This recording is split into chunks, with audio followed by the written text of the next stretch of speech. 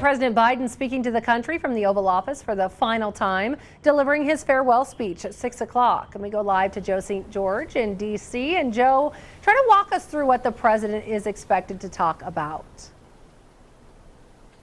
Well, good morning. You know, this is a tradition that goes back all the way to the beginning. One of the more iconic pieces of presidential literature was Washington's farewell address, which you can go online and read this day. Tonight's President Biden's farewell address from the Oval Office. These speeches haven't always occurred in the Oval Office, but presidents have given them there. Bill Clinton gave his goodbye address from the Oval Office. Networks following a media tradition as well of allowing the outgoing president sometime in coveted prime time programming to speak to a large number of Americans. I emphasize the word some because this isn't expected to be a lengthy speech by any imaginations, not as long as, let's say, a State of the Union address. We expect President Biden to highlight and compare and contrast where we were in January of 2021 with January of 2025. What a different world. In fact, this morning, President Biden wrote a letter to the American people saying, quote, 4 years ago, we stood in a winter of peril and a winter of possibilities.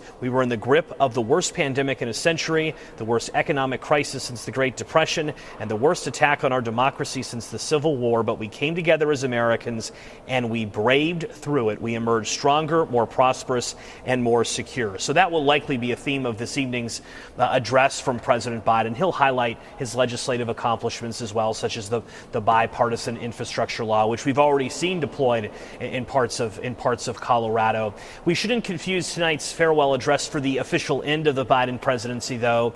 That doesn't happen till Monday at noon Eastern Time, 10 a.m. Mountain Time, when the inauguration occurs of President Donald J. Trump. Because we are expecting a number of actions still to be taken by President Biden in the final hours of his presidency. We could get more controversial pardons. We could get more controversial executive actions. We do know where President Biden will be spending the final full day of his presidency on Sunday in Charleston, South Carolina. A lot of Democrats say South Carolina propelled Biden to the presidency by giving him a primary victory in 2020. Biden will end his final full day in office in South Carolina on Sunday as well.